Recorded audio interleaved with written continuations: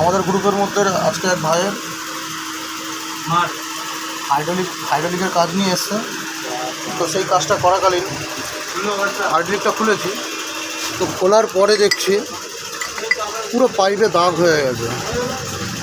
তো এটা অনেক দিন ধরে ও আর কি ওয়াশ করায়নি, আর এই প্রতিদিন গাড়ি চালানোর সময় যদি একটু পুছে রাখতো, কারণ রাস্তায় ধুলো বালিতে ওড়ে, তো এই কারণে এই পাইপে পুরো দাগ হয়ে গেছে। তো এই পাইপে দাগ হয়ে যাওয়ার কারণে কী সমস্যা আসতে পারে, আমি যতই অয়েল সিল পাল্টাই, নতুন করে গ্রিস করে তেল ভরেছি, কিন্তু এই সমস্যাটা কোনোদিনও মিটবে না,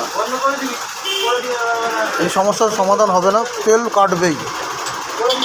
তো তোমাদেরকে সবাইকে একটাই কথা বলি বারবার,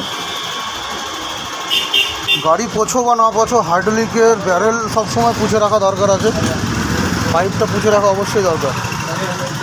পুছে রাখলে এই সমস্যাটা আজকে ওর আসতো না।